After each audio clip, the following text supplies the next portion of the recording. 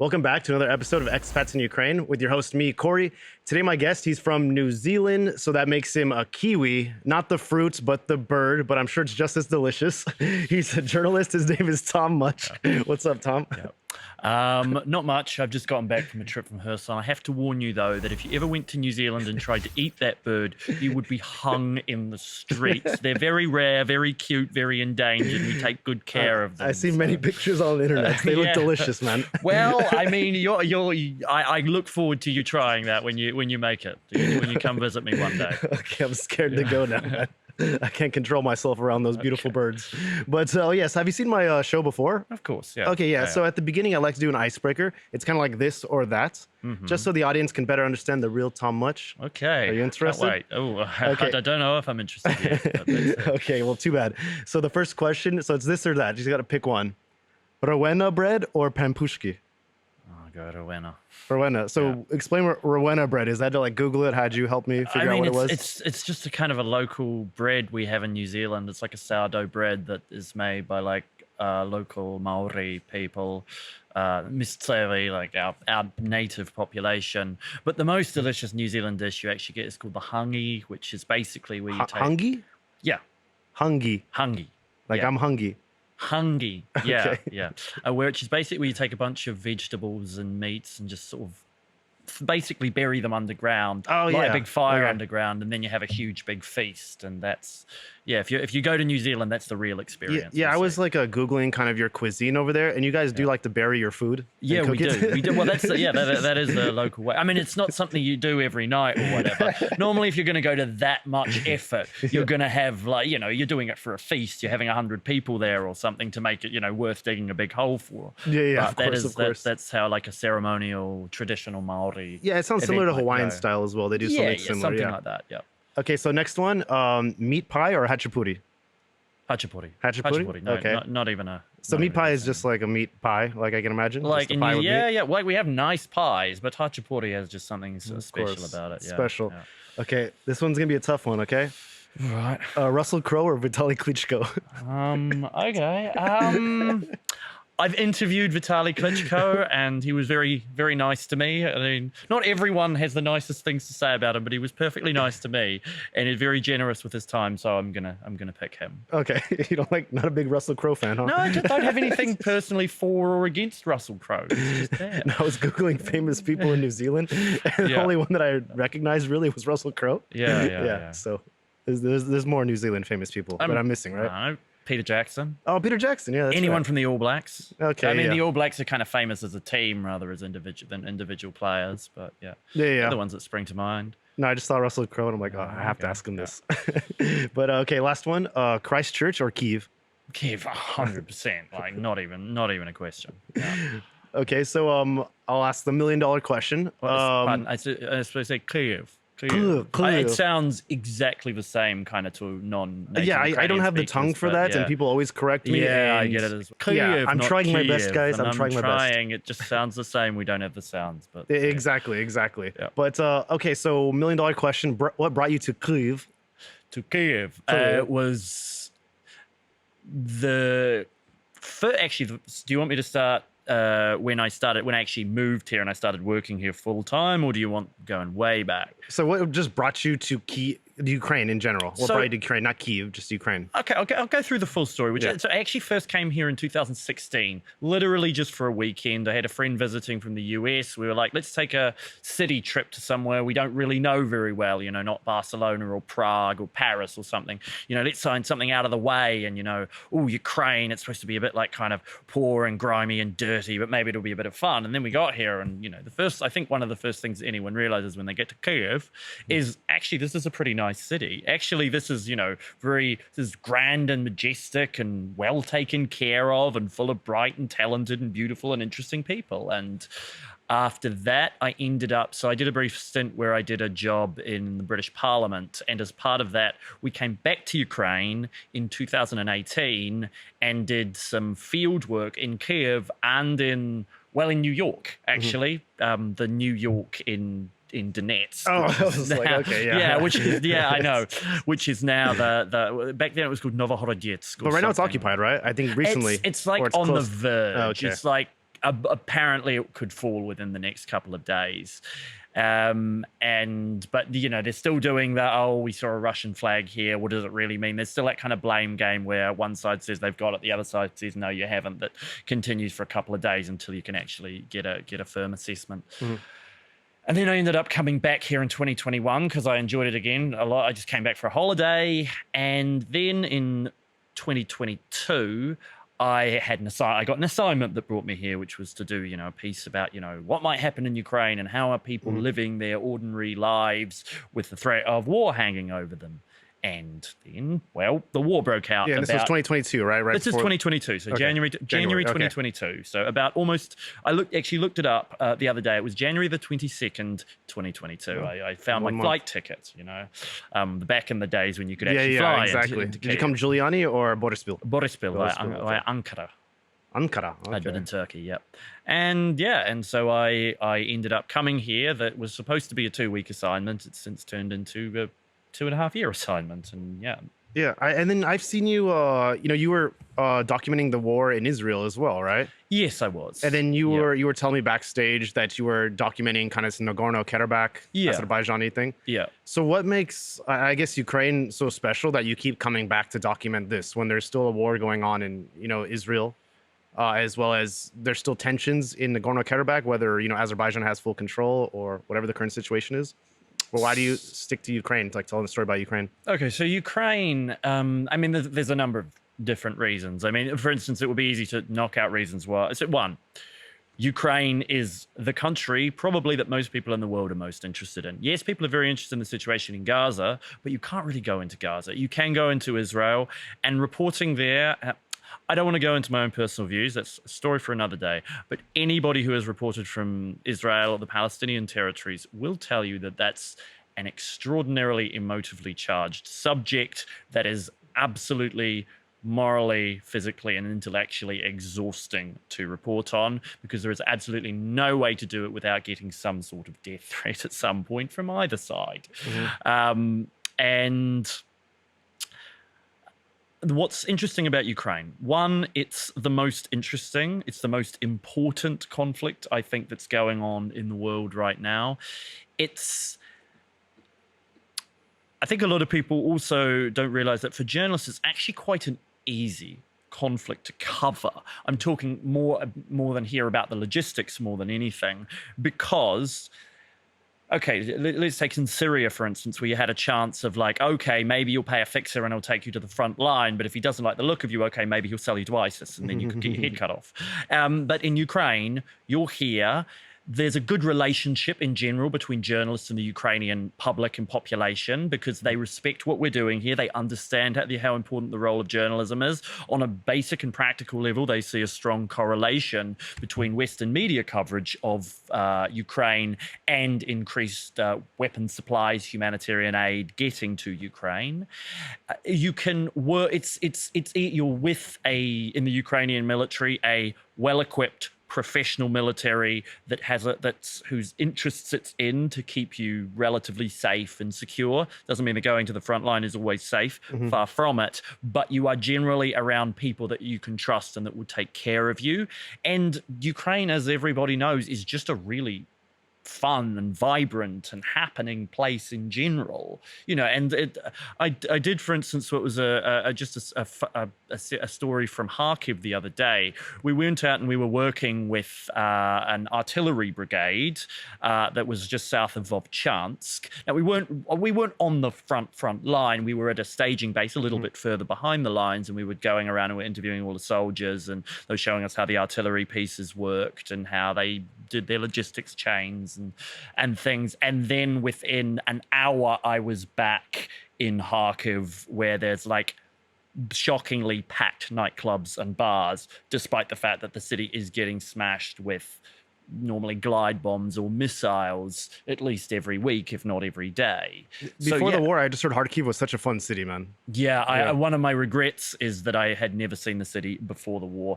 But it still has, I mean, Kharkiv might be my favorite city in Ukraine just because it does have, it's got this extraordinary resilience. It still managed to keep a spark of that vitality and energy alive, despite the absolutely horrible things that the Russians have put that city through. It's like every day they're bombing the city, right? Basically. More or less, yeah. I mean, you're lucky to be there and not hear an explosion. I had a bit of a close call when I went there it would have been last early October. It was just after Horoza was hit, a little village in Kharkiv Oblast where they killed about 50 people at a 2023? memorial. Yeah, October 2023, just before Israel and Gaza kicked off. And I remember going there, and I got out of the train station, took the night train from Kiev. It was about 6 a.m. and I was just walking to my hotel.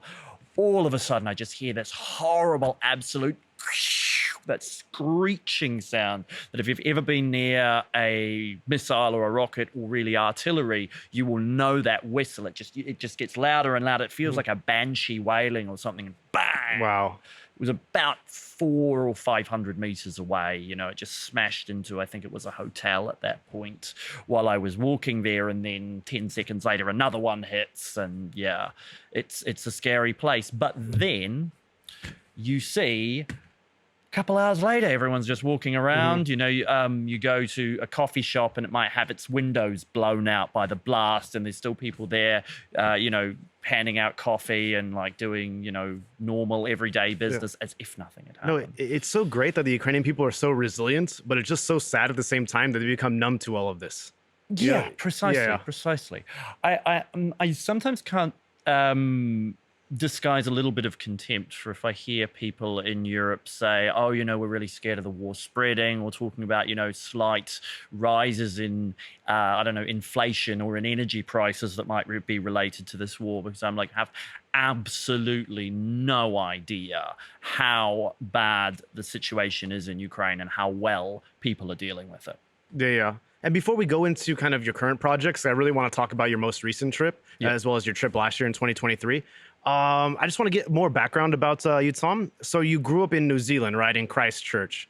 Yes. Yeah. Yes, So how's it like growing up in New Zealand? Because I don't really know much about New Zealand except for kiwis are delicious. Yeah.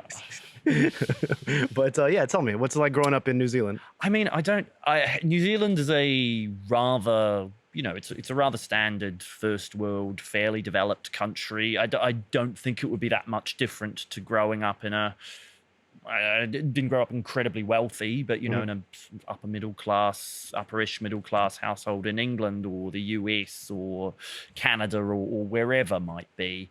One thing that is notable about New Zealand, however, is you are very, very far away from the rest of the world. And I often don't think people realize quite how far away we are. The biggest, you know, significant country of any significant size near us is Australia. That's a 4-hour flight, give or take. If I wanted to go home tomorrow, it would be, you know, 15 hours or whatever it is on the train to Warsaw. And from Warsaw, I'd be very lucky if I can find a flight that gets me there in less than about 30-ish hours. 30 hours. Yeah. Wow, man. Yeah. Sometimes you can pay through the nose and go on Qatar Airways, and that might get there in 24 if you're lucky. But yeah, it's a long way away.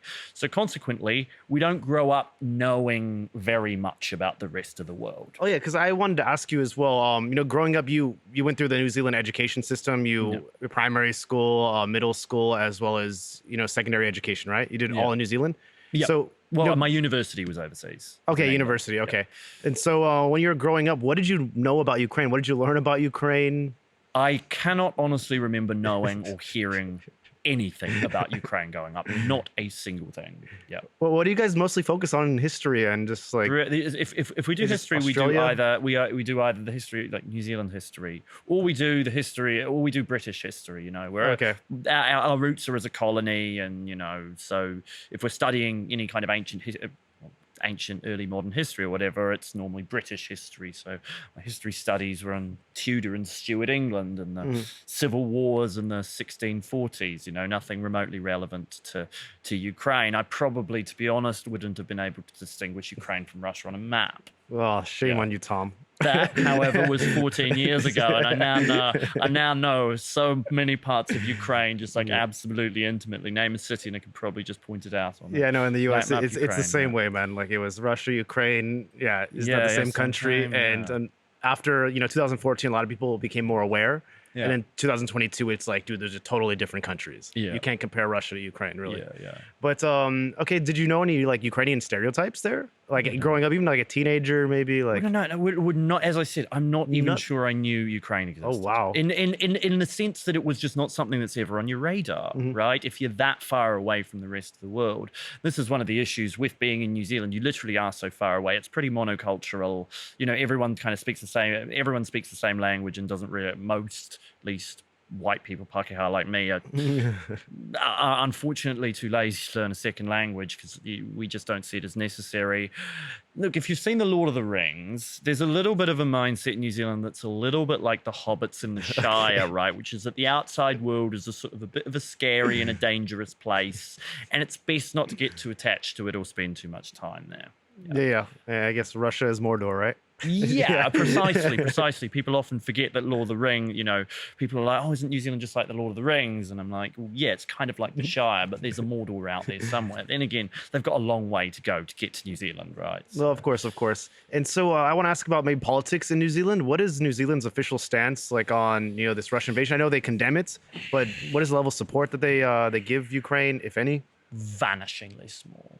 Vanishingly. So I remember, I was looking at a table of, I don't remember whether it was humanitarian or military support to Ukraine that was given by the ranking all of the governments. Obviously, the United States is at the top, and the United Kingdom's pretty high, and then you have the Baltic. I'm talking about as like a percentage of GDP. So obviously, the Baltic countries, Estonia, Latvia, Lithuania, are very high. And of the countries listed, I believe New Zealand was the second lowest. Second lowest. The lowest was Taiwan, I believe. And Taiwan, let's put it, they kind of need to prepare for their own sort of potential invasions. I understand them not wanting to part with too much kit. New Zealand, as last I checked, hasn't delivered any real military assistance. I remember when Zelensky gave a speech there, I think New Zealand announced something like an extra $1 million in aid. He gave a speech to Parliament by video link. No New Zealand Prime Minister has bothered to make the trip. Mm-hmm. They've all been invited. They've all been, when they're at NATO summit or whatever, and they've all said, oh, we're too busy. I find it, very regrettable. Use stronger language off TV. The defense minister's been here once.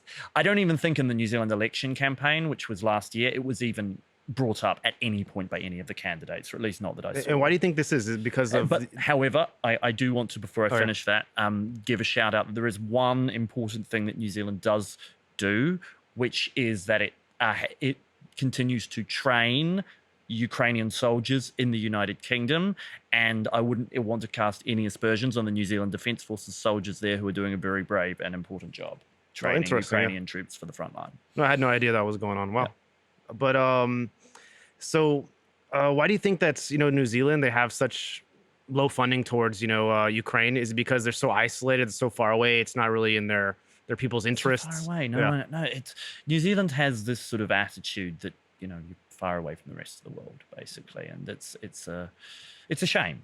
And that does, as I said, it does not a dispersion on the New Zealand defence fighters. There are a number of volunteers from New Zealand here. There are a number of Kiwis serving in the Ukrainian armed forces with distinction. It's not to cast any aspersions on them, but in general, New Zealand has a pretty inward-looking mentality, and it's difficult to get people to care that much about what's going on in the rest of the world. Yeah, I was at Maidan recently, right here in Kyiv. Yeah. And how they have the flags for every country. And of course, there's like tons of Ukrainian flags because, these heroes are defending their country. But there's also a lot of foreign flags there. And so I thought one day that I'll walk around and take a photo of each foreign one I find, just so I can kind of share it on my social media and just get people that are from these countries to understand, like, one of their, countrymen has died defending Ukraine. And I actually found a couple New Zealand flags when I was there. Mm-hmm. Yeah. Do you, what is the population of New Zealand? 5 million, give or take. 5 million, okay, right. And about 1 million more overseas. Have you ever met anybody that is from New Zealand that is fighting for Ukraine? Yeah, there are a number of there are a number of soldiers that I've met, you know, Really? that are fighting in the Foreign Legion or in various brigades there. Actually, one of the last times I was in Kharkiv, I ran into a guy. I just heard, I was like, that's a New Zealand accent, and I could pick it from a mile away, who had been fighting near Kupiansk, and yeah. Yeah. Oh wow. So yeah, really quick, since we talked about your life growing up in New Zealand, and I remember you said when you first came to Ukraine, you thought, okay, I want to go somewhere unique, and you heard that maybe Ukraine is maybe not the richest, it's more rural, and then you come to Ukraine. How did you get in, and what were your first impressions? So we're going back to 2016 here, and as I said, my first impressions were, wow, this place is actually really nice, right? You know, we just flew in. Actually, first impressions were, this was back in the days you had to get a visa on arrival, which was an awful process. From New Zealand, right? No, so I lived with your New Zealand passport, you have to get a visa, right? Yeah. Okay. Yeah. So you had to get a visa on arrival at that point, which is a process that took about 5 hours, right? Lining up into in front of one really crappy computer, and you had to print it off and sign a bunch of forms, which I'd already done online. I had to do it again anyway for reasons they never really explained to me. Give them to a guy who disappeared into an office for hours, and then I ended up needing to bang on the office door. Eventually, he sort of came out, grunted at me, said something, and gave my passport back half an hour later with a visa stamp in it. Wasn't a great first impression. Then I drove into the center of Kiev, and I remember getting out on Maidan and being like, wow, this is, these are very grand, interesting buildings. The streets are really clean. There's loads of there's cool cafes and bars, and and everyone in Ukraine keeps themselves very immaculately presented a lot of the time. I was like, wow, this is a really cool happening place. And yeah, I remember we went on a tour to Chernobyl, which was it's almost disappointing. I find that's as interesting as it is. That is considered one of Ukraine's maybe only premier tourist attraction. Within there are as I've spent so long here now, there are so many other places that are interesting or worth visiting. And your first trip in 2016, how long did you spend in Ukraine? 3 or 4 days. It wasn't long. It was a weekend trip. Yeah, and then you didn't come back until 2022, correct? No, 2018. I came back for work. Okay. Remember? And that's when we went to New York. Oh, yeah. Okay. Then was, I thought. And so now I want to talk about when you came back in 2022, because obviously you stayed for a long time since then. Yep. So what was it like assimilating to Ukraine? Because this is kind of maybe your part-time home, I can imagine. Yeah, now. yeah. I've probably since January 2022, I've been here almost exactly half the time. So it's a tricky question to answer in some ways, because before, when you came, Ukrainians could be a little bit suspicious. It's like, what are you really doing here? This isn't really a tourist destination. What reasons do you have for being here? But I explain now, it's like they understand that most foreigners who are here are doing a job to help Ukraine in some ways, whether that's journalism, whether that's volunteering, humanitarian aid work. Perhaps it's something else, maybe they're in the military or diplomats or whatever. But broadly speaking, what they're doing is something that's assisting Ukraine's cause. And so people are normally very interested to hear about what you're doing and how it's, and what you think about Ukraine. I now know some of the language, which makes it easier. I'm not a professional fluent speaker, but I speak probably. No, Ukrainian is quite good. And you were telling me earlier that you don't know any Russian, I don't at know all. any Russian, which is super interesting to me. Yes, I actually had a situation when, after about a year or so here, I went to a school. I was like, I really should learn, Russian or Ukrainian. And school said to me, actually, we don't want to accept any new Russian students. We only want to teach Ukrainian from now on. And I said, and so Ukrainian's your option. I was like, yep, okay, whatever. I'm in Ukraine. I may as well learn the national language of the country. And so, yeah. So when people are speaking Russian around you, can you more or less understand based on your level of Ukrainian? Not really. Also, I'm in an odd situation where I seem to speak Ukrainian better than I understand it.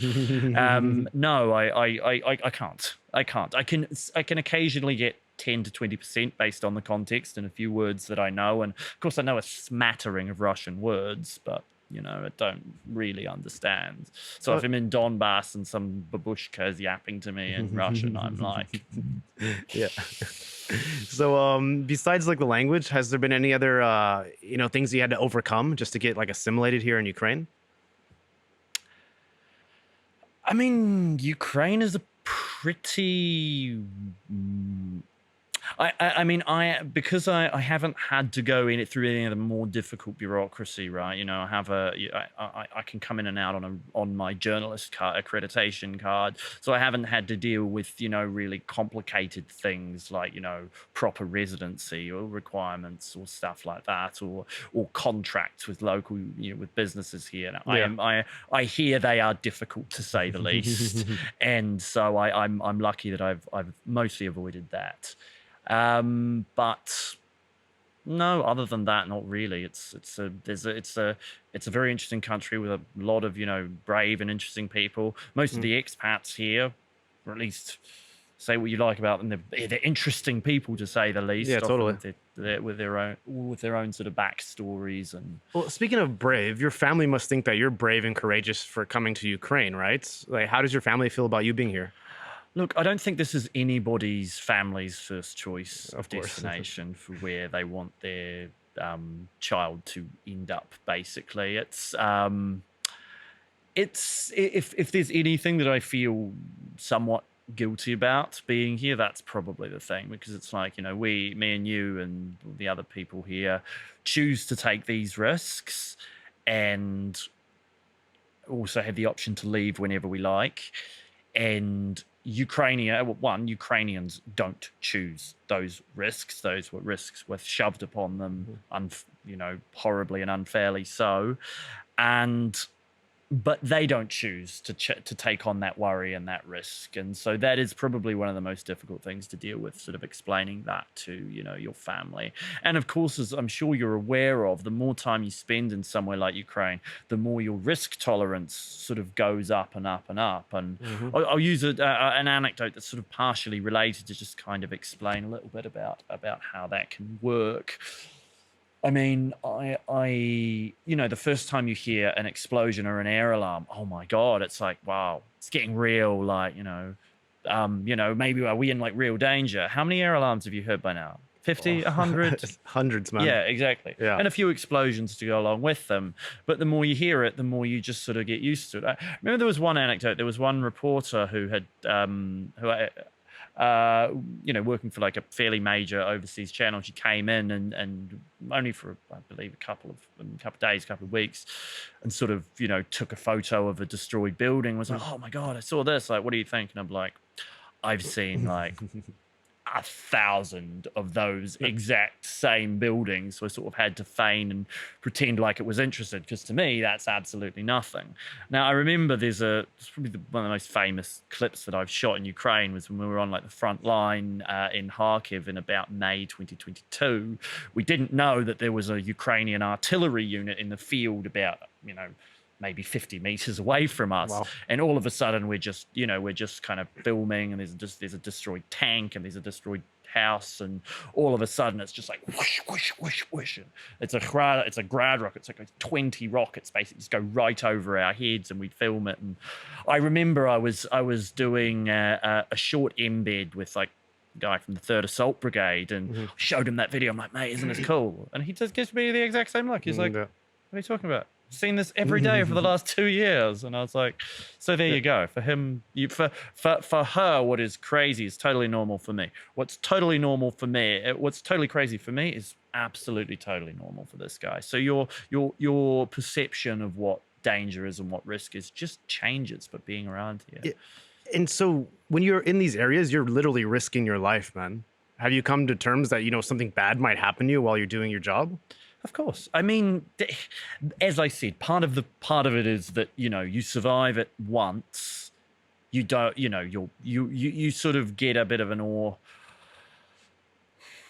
You kind of start to think, oh, okay, well, I've been in these situations and I've survived once, I'll survive it again. I am not also, I should say, there are journalists who do a lot more frontline work than I do. How many times I've done, and also the front line is kind of a relative concept in the sense that there's about a 10-kilometer zone or so between you and the Russians where it gets like properly dangerous, that people sort of generally refer to when they say I'm going to the front line, and that can involve, it can involve the zero line, the actual trenches, or it can involve drone positions within basements, which are usually a bit further back, artillery positions, which could be 6, 8, 10, 15 kilometers away, depending on the piece used. So there are definitely journalists that spend more time, in those areas. Those kind of jobs I've done maybe 8 to 10 times over the course of 2 years. More than the average person, but there are journalists who've probably done 100 or more. Yeah, I've never been anywhere close to like that area. Not even I haven't been to Kharkiv, and we were talking backstage as well that you said you might go on a trip to the east. I don't want to disclose the city because maybe that's like secret for you right now or for the audience. But yeah, I would love to go with you like on one of these trips. Just to kind of see what it's like. I have like my press card and I have to get like the military accreditation still. But I'd love to go just to experience it so I can kind of get a better like understanding of what's going on there as well. I mean, one of the things that will often surprise you is when you're working in these places in Ukraine is, okay, the front of the front line is fairly tightly locked down, but, any closer, you can sort of just drive around, and normally the soldiers don't really care that much. They've got their own things to worry about. They normally assume you're journalists or they're your humanitarian aid workers or something, which they've dealt with plenty of times. So yeah, it's you're more than welcome. Just make sure you're ready for it. Yeah, and so I need to get like a helmet and like 100%. Yeah, well, okay. if you're going anywhere within, I'd say about 20 odd clicks of the front line, you should be in kit. Yeah. Then again, I was in Kherson just a couple of days ago. Right? Oh yeah, I want to talk about this too. Your most recent trip. So you and Oscar Hallgrimsson. I still don't know. I've known him for more than 2 years. I still can't. Hallgrimsson. No, I call him Scary. He got so mad. But he was on my podcast before. I really love Oscar. We had like lunch that one time. But yeah, you guys went on a trip to the south, right? You went to Kherson. Yeah, we spent 2 days in Kherson City. So tell me about your trip. Like, what did you experience, and yeah, what happened? So Kherson is a city that it's got a pretty tragic story, really. You really, really feel bad for how that city's just been really badly wrecked. It was occupied by the Russians very early on, and they lived under fairly terrible conditions there. It was, whenever you're there, people would talk about how, you could go out on the street, the Russians might stop you, find something they don't like on your phone, and the next thing you know, you're in a basement for the months, or you're getting tortured because they suspect you of giving information to the Ukrainian military. Plenty of people disappeared, and we don't know where they ended up. And then, obviously, it was liberated. The first time I went there was a couple of days after it had been liberated. There was a very, it was an amazing, amazing day. Everyone was like, the main square was packed. People were out in the streets, waving. Loads of them like dug holes in their backyard where they put a Ukrainian flag, and then they bought it or hid it in their basement or something. They were bringing it out. They were singing Ukrainian patriotic songs and the national anthem, and Zelensky shows up and he goes and, raises the blue and yellow flag over the center of her son. It's like you feel that this might have been what it felt like to be in Paris in 1944 or something when it was liberated from the Nazis. But I remember going on the way out of the city, there's this there's this sign, there's this little building that has Kherson written across the top of it, right at the entrance to the city, and we all stopped there so journalists could sort of take selfies in front of that sign, which is a little bit vain, but this is a vain profession. And all of a sudden, we just had a huge explosion, looked to our right, huge like cloud of dust up. The Russian artillery, and it must have been a fairly large caliber, had hit probably about 200 meters away from our bus, and the Ukrainian soldiers who were escorting us like, machina, zaraz, like get on the bus now. We get on the bus and we sort of drive away. And I remember the last line of my report that I did for the London Evening Standard was something along the lines of, but the city is still not out of danger yet. And that turned out to be truer than we really could have imagined at the time, because the city got absolutely, basically the Russians took revenge on a city that had jilted them. They expected to come there, and find people with flowers, and, that they, welcomed, the whole welcomed as liberators sort of thing, and found that instead they were hated and despised for the most part. And so the Russians basically, the Dnipro is not a wide river. It's Oh, there are wide sections, but I don't know about in unfortunately the one in Kherson is not wide enough because the Russians can basically camp over the other side and just lob the city with artillery. And that's what they've done with more or less impunity for the last year and a half. And the pre-war population of Kherson was about 300,000. Now there's 60 to 80,000 people left. Most of these are sort of older people. There's very few young people. If there's young men, especially, they've mostly gone into the military. Although we've met a few young women in the military as well there, and it's just it's a really sad situation. And so the first time I went to Kherson was, of course, November 22. Then we went back after the Kakhovka Dam explosion, and that was, the half the city was just flooded, right? Literally, it looked like Venice. Like a kind of if Venice is a sort of like absolutely beautiful romantic city with canals, this was sort of like the like hellish opposite of it. It was this the upside city down with canal, the upside down version that you find in hell, and with all this pollution spreading through. There was like unexploded ordnance and mines that were washing. There was even cemeteries had washed up, and so there were bodies washing down the streets. That was actually probably my scariest day in Ukraine. So I remember we were in. So what the Ukrainians were doing very bravely so is that they were sending, and they still do it, was interested to hear, is obviously there's Russian occupied territory on the left bank or the other side of the river, and they were going, and obviously that side had flooded as well. The Russians didn't care at all, for the welfare of the people there. They just sort of packed up and moved as far back as they could to avoid it, and sort of a lot of the people just left there with no support. And so the Ukrainians were doing this really daring operation where they were sending people over in boats to pick up people from Oleshki, Holopristan, towns like that. And we were on a boat, me and a couple of colleagues, basically following their evacuation.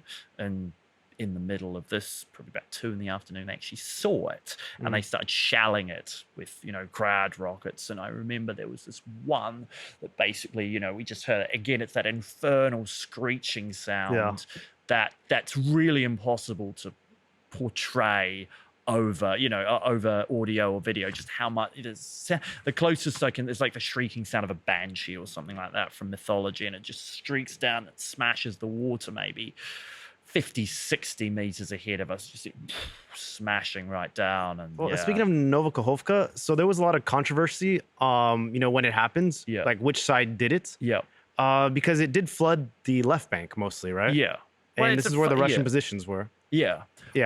Well, I mean, it's here's the thing. It's one of those things where it's hard to find definitive proof, and this isn't something that, I don't know the schematics and the details, but as far as I know, to destroy it in the way it was destroyed, you would have had to plant explosives in certain places that only the Russians really had access to. We also now know that the Ukrainians, they landed during the counteroffensive, the failed counteroffensive for 2023. They landed forces on the left bank to try and establish a bridgehead to potentially push further and skip the defenses in Zaporizhia. And that was helpful for the Russians to have the river flooded and much more difficult and more impassable than it would have been before the dam was blown. So, it's sort of, as a process of deduction, it makes very little sense for it to have been the Ukrainians. Yeah, totally. No, I understand, but it was like so much controversy, like when it happens. A lot of misinformation online, of course. Yeah, and one of the difficulties is, of course, is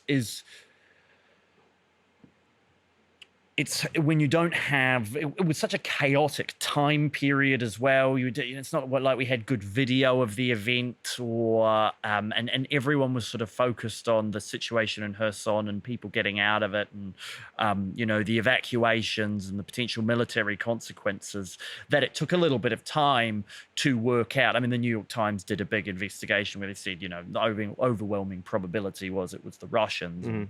Russians have form for things like this. But yeah, it's a difficult. It's sometimes difficult for us to be like in that situation. We know the Russians blew up the dam, especially 1 or 2 days later, where you don't have the full facts or the full details, even though that they are the overwhelmingly likely culprits. Yeah. And I know that, when you go to these areas, you probably, talk to a lot of local people. Yeah. Is there any person that you've talked to that was a local person that just impacted you, that they just had such an interesting story or a sad story that you still remember it to this day? A number I could. I'll just go through, off the top of my head, a few. Like, for instance, when I was in Herson, there was a woman. I believe she was in her 50s, and her house was flooded in the after Kharkovka, and she slept on her roof for Slept weeks, on her roof? on her roof Oh, for wow. weeks on end, in the most sort of appalling circumstances.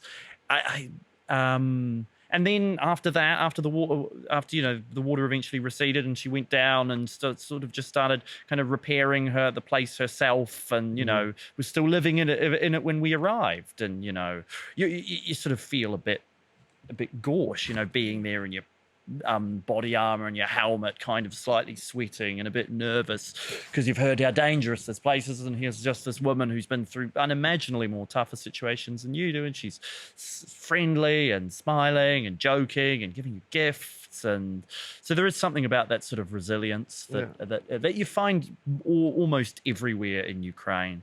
It's some particularly sad stories that you'll find. One thing that I found, one of the first things of many that really disturbed me in the war, was in those early days when I was reporting in Kharkiv, there were a number of people who I've spoken to, because Kharkiv's so close. A lot of people had friends or family in Russia, and people saying, "Yeah, our families just in Russia, they don't believe us."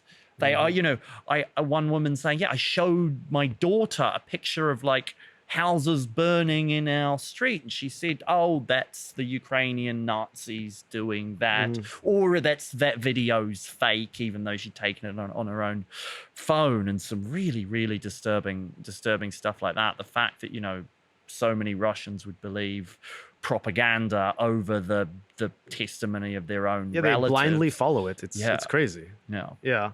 And so that's like locals. Have you met any foreign people here that you were just so inspired by them, and just having like a chat with them or something like this? Because I met so many foreign people, and I'm inspired by most of them. All the foreign people I meet, they're doing something in some capacity for Ukraine, and they're very inspiring. You ever met some? I'm sure you've met many people like this, but is there someone that you've met that inspired you a lot that is foreign? One of the things is that I'm sure there's no one coming to the top of my head, but I almost think that that's for a reason, that sometimes I like to keep the focus on Ukrainians that I've met here, simply because I find their stories more sort of impressive and inspiring. I guess one thing, if there's one guy I do remember, is at the very start of the war. He was born and raised in Pakistan, and he'd moved to Ukraine, I believe in his 20s or so, and he'd gotten married and had a family here, and he'd been outside of the country when the war started, I believe on a business trip or something, and he had just rushed back to get the first train back to Kiev to enlist in the army. Oh, wow. Right, without a second thought, just jumped on that train, wanted to be, one of the first people at the front line because his family was here and he wanted to defend them. Well, do you know what ended up becoming of this guy? I don't, unfortunately.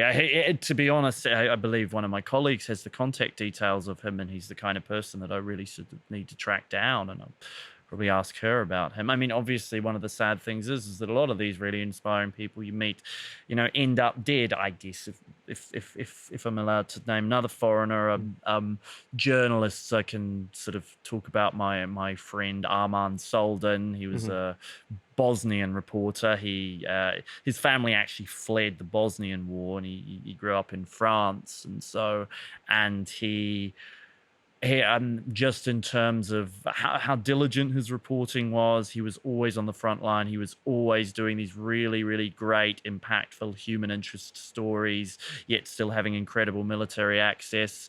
He had a great deal of care for the people around them. I think he got quite famous because, he saved a hedgehog in a trench and sort of, gave it water and nursed it back to health, and ended up, I think, maybe giving it to an animal charity or something. Unfortunately, was killed in Chasiv Yar. I believe it was May of 2023. Do you know the details? He was just doing like his typical work, and then it was a rocket. I've never wanted to ask the grisly details. that's a shame, man. Yeah. Such a shame. And what do you think about the current state of the war? Like, there's a lot of news coming from Kursk. Yeah. So it's difficult to really talk too much about Kursk because we know so little about it, right? I don't have any special contact in GER or the government who can be like, this is what's really going on. And I honestly sometimes don't think that anybody out of Ukrainian high military command really knows what the full purpose of that operation is.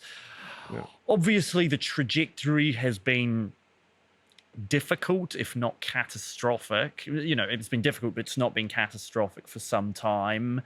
The Russians sort of got beaten back in Kharkiv, which everyone was scared about. And, people were worried even if they didn't take the city, they get an artillery range of it. And that thankfully has been avoided. So, life is able to keep going in that city. The news in Donetsk Oblast, has been bad, but it's been bad really since... I first heard of the lines in Donbass are collapsing in May 2022. Do you know Alexei Maslow? No, I don't. Mono Maslow. He had this viral video recently where he had this, I guess, Metallica song playing over this map of, the Russian advances this last month in July. Yeah. And it was so crazy to see. It's been shared like, thousands of times, 3 million views or something like this. Yeah. And it's so surreal because everyone thinks like Ukraine is winning. Everyone has like really optimistic hopes for Ukraine. But Russians everyone thinks Ukraine is winning, but... No, not winning, but they're very optimistic for Ukraine. Yeah. And then a lot of people hardly talk about, the Russian advances, the Russian gains. But this is kind of like a slow reality, like in Donetsk. Yeah, so one of the big questions is these Russian gains come at huge costs in personnel and material. The Russians have, somewhat surprisingly, I think, been able to recruit more or less what their loss numbers are in Ukraine. Offers these can reach 1,000 or more a day, killed and wounded.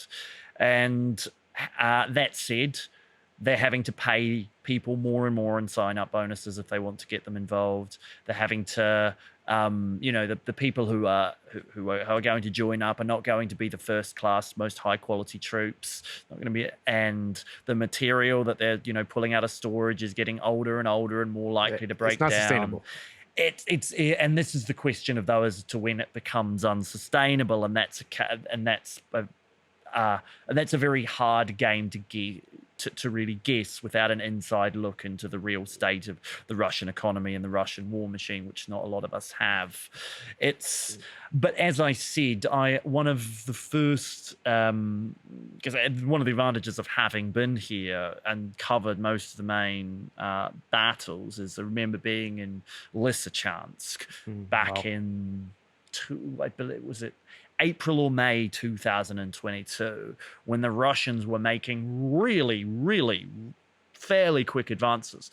Everyone was so blown away by the Ukrainian victory around Kiev, Chernihiv, Sumy, the fact that they'd managed to stop them keeping Kharkiv, that they had ignored that these Russian kind of grinding gains in the Donbass. And at that time, Russia was taking several large cities within the space of a few months. Popasna, then Lysychansk, eventually Severodonetsk. Oh, other way around, Popasna, Severodonetsk, then Lysychansk. And the Russian advance, or the rate of advances, has basically slowed down a lot since that more critical period when Ukraine, really wasn't doing that well. I sometimes think it is worth zooming out a little bit and remembering that the Russians it's been more than a year since the fall of Bakhmut, and the Russians have taken one significant town Avdiivka. Avdiivka, yeah. Properly significant. I'm not trying to minimize the devastation for people who are from these places, but in terms of really significant, they've taken Avdiivka. They may take Turetsk or soon, potentially Pokrovsk. Is it sustainable to take one town like that in Donetsk? Yeah, especially with all the Every casualties. 6 months to a year with all their casualties? That's an open question that remains to be seen, right? Yeah. And so in that sense, I have to think the Kursk offensive becomes very interesting, because what it potentially shows is that actually the Russians might not have a lot of mobile reserves, and not even enough to man their own international border. Yeah, I heard like a couple different takes from Kursk. So tell me what you think. So one take is that if Ukraine occupies Kursk, then they come to the negotiation table and Russia can't take it back, then this is like a good piece for them to say, okay, we'll give you back Kursk, if you give us back, some land in Donbass or something like this. And yeah, what do you think about this? And I'll give you my other take that I heard. Do you think that they're actually trying to hold it, or you think this is just an incursion like Belgorod? So I am talking, as I said, this is complete speculation, and I have no special insight into, Ukrainian military command. But to my 2 cents is that's very possible that they're taking land to. There could be a number of reasons for this, and the more we look at things, I think there was that analysis that was done that there were, I think, electrical and communications targets that had been hit in that border region going back weeks and potentially months now. So this was clearly an operation that's been in the planning for a little while. And the occupation of territory in order to trade it, in a potential negotiation is one very big reason. Also, it could help pull Russian troops from Donbass or from the other parts of the front line. And what it means as well is that it's not just that they necessarily have to be pulled from Donbass just to plug this one gap. It's that they now have to be more worried about their entire international border, potentially the international border with Belarus as well, because, this was a big taboo for a long time, foolishly so. If Ukraine attacks Russian targets in Crimea, there could be World War III. If they attack them in Kharkiv, there could be World War III. If they attack them anywhere, the Americans were obviously terrified of it. Now, obviously, that red line has been pushed back and back and back, and there's never been any really terrible consequences. That doesn't mean that the Russians aren't going to hit out against civilian targets in anger, for instance, like they did after the bridge, the Crimean bridge, the name of which always escapes me. Kerch? Yeah, the Kerch Bridge. Yeah. I was going to say the Kursk Bridge. And then I was like, no, it's this. We're talking about the other Kerch Bridge is like they did after Kerch Bridge was blown in 2022. Then also it's a psychological blow. It's a morale blow. Now, one of the things, for instance, that happened and it's also a sign that Ukraine sort of has untapped fighting potential. And one of the things, for instance, if you go back to the Kharkiv offensive in 2022, there's actually a big argument in Ukrainian high command as to whether they should launch that offensive or whether they should try and go for something more strategically significant in Zaporizhia. And when they launched that offensive and it was wildly successful, one of the things it did was that it reminded Ukraine's international partners that Ukraine is actually capable of not just slowly being pushed back and pushed back and pushed back, but striking back against the Russians and, in this case, reclaiming, Ukrainian territory in Kharkiv, or in this case, grabbing Russian territory and potentially scaring them or hitting them where it absolutely hurts. Yeah. And one other thing I want to talk about Kursk, I don't know if this is like a take, but, someone mentioned this online and I thought like, wow, it's super interesting. So how when Russia goes to take cities, so basically they just blow up the whole city, village until like there's nothing left and there's no place for Ukrainian people to kind of have positions. Then they kind of slowly push them back. So imagine Ukraine goes to hold Kursk.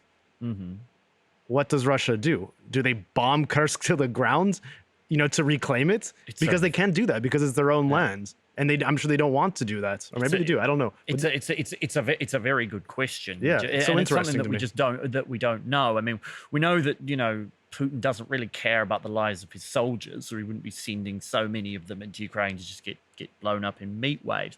However, one of the things that the Russians have been able to do with some success is to insulate their population, particularly the potentially politically active population in, you know, major cities like Moscow or St. Petersburg, to sort of insulate them from real consequences from the war. Sure, it's harder for them to travel abroad. Sure, there are certain potentially Western luxury, you know, goods or services or items or shops or whatever that they no longer have access to. But it hasn't, the war hasn't impacted the average Russian in the way that it has been hoped, and that's thanks to quite some like fairly astute management of the Russian economy by I actually heard an interesting joke. It was from sort of Russians who had been disillusioned with the war, that you know, the people who were running the Russian economy were swapped with the people who were running the Russian war effort. You know, everyone would be eating, you know, the Russian war effort has been led by such kind of incompetent people, at least at first, that in Moscow and St. Petersburg, everyone would be on the street and they'd be eating rats, but the Russian army would be in Berlin by now. Yeah. But so how do you think that this war will end then? You think obviously it'll probably end at some sort of negotiation, but Russia's probably not going to stop, right? So Because the people are allowing this, especially because, like you said, they're not being affected in the major cities, St. Petersburg and Moscow. So in order for Ukraine to achieve victory, do you think they have to take the battle to these cities, or there has to be like more sanctions? What do you think?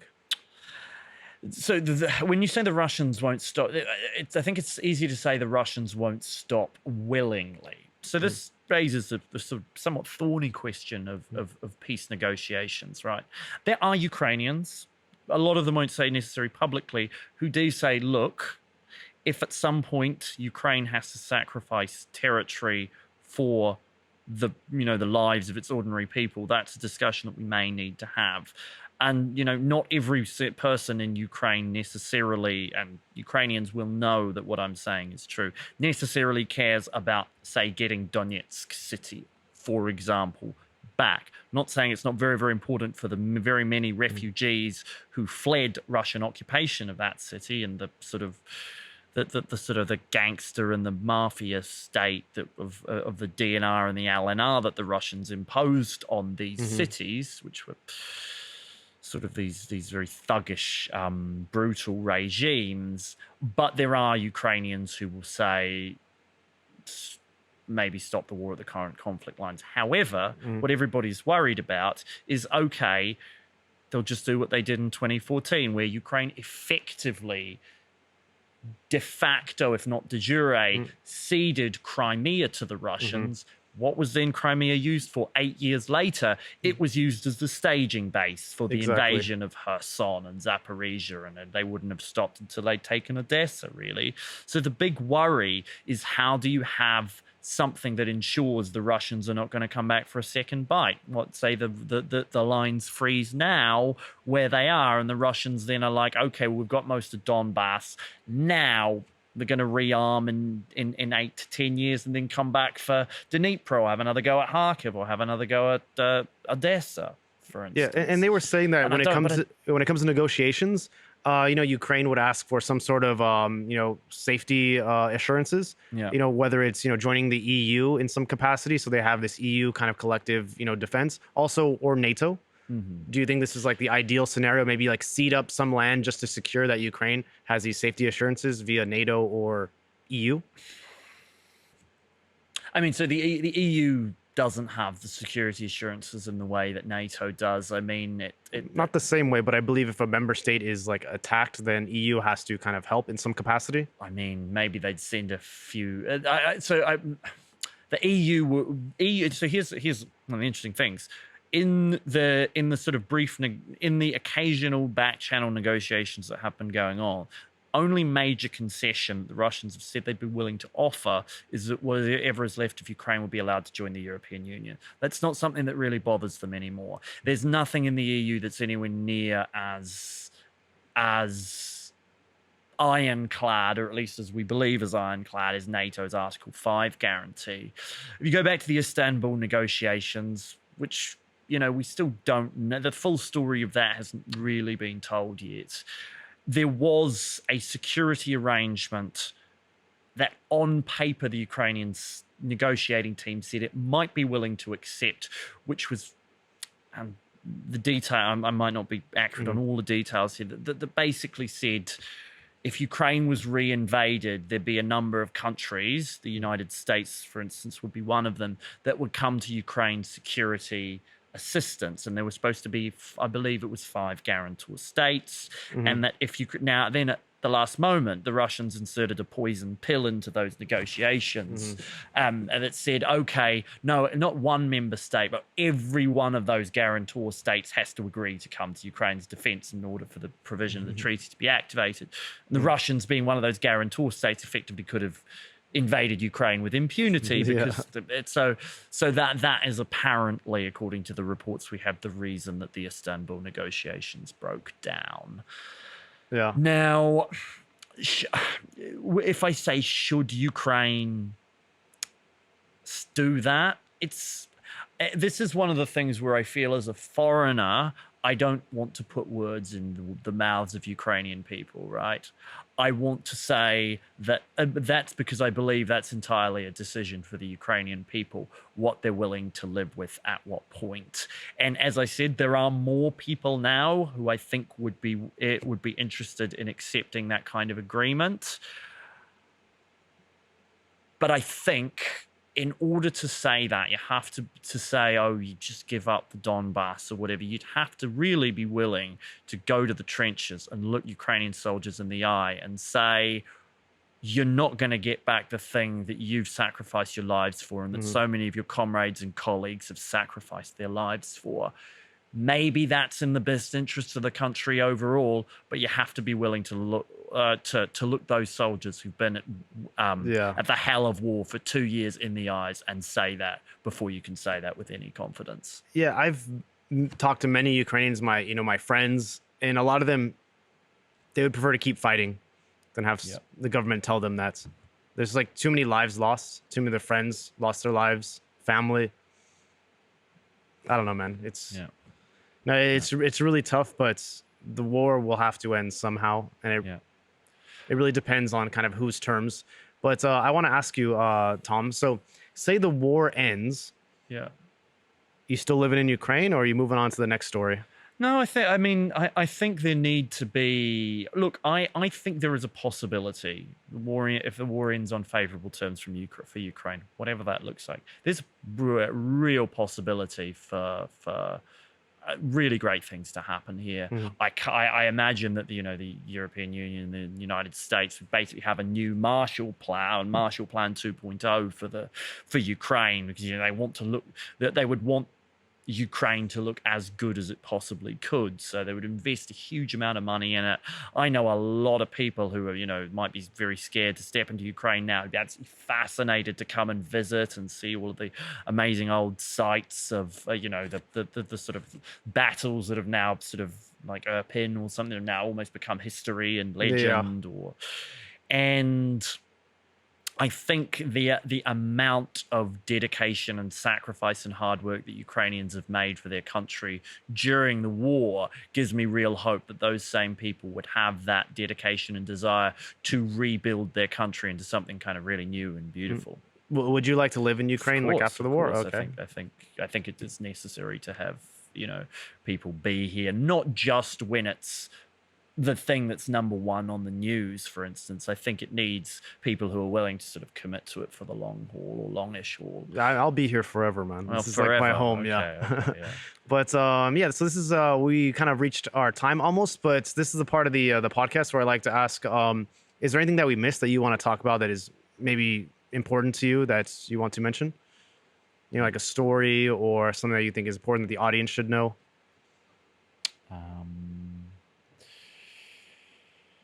I mean, one of the things I normally say at these points is don't forget that the war in Ukraine is still going on. Although if we're talking to a Ukrainian audience, it's sort of a given that everyone has knows the war's still going on. What actually maybe I would turn it around and I would say to a Ukrainian audience, things can feel bleak, but there are still an awful lot of people from all around the world who really care and who really care about Ukraine, who really are invested in Ukraine, who want Ukraine to win. And I do think that that's shown in the fact that, most Western politicians, there is still broad support for the rearmament of Ukraine, for the support of Ukraine, for the aid of Ukrainian refugees. And so I would just like, I guess, Ukrainian people to know that there are still plenty of people on the world who support Ukraine, who believe in the sort of just cause of a Ukrainian victory. Oh, totally, man. And I'll just tell like a quick little story since you brought this up. So I was in Portugal this last week. I was just taking care of some stuff because I lived there for a little while after the war. And then I met, some of the diaspora community there, Ukrainians, and they invited me to this language club, I guess. So there's like Ukrainian people that, whether they're refugees that moved there in the last 2 years, or they've been in, Portugal before the war, and they're just trying to get better assimilated. And so basically they're learning Portuguese. Mm-hmm. So it's a class about like 7-10 people. Anyway, the guy that's like running it, he's Portuguese and he speaks Ukrainian. Mm-hmm. And so I asked him like, why do you speak Ukrainian? And then he said, after the full-scale invasion, he was in shock about what Russia was doing to the Ukrainian people. He had like no understanding of Ukraine before this. This wasn't really too geopolitically, interested in what's going on in this part of like Europe. But then he decided it was something that he wants to devote a lot of his time to help these Ukrainian people. So he started to learn Ukrainian language. And he is, I would say, about like B2 level right now. He's been doing it ever since like 2022. And then now he hosts these language lessons in Ukrainian for Ukrainians to help them learn Portuguese. Mm-hmm. And, just to kind of, piggyback on to what you said, there are people out there that think, what Ukraine is doing is, so important, for world peace. And they support Ukraine to the fullest. And this is just like one example that I had recently, but there's many more out there all over the world.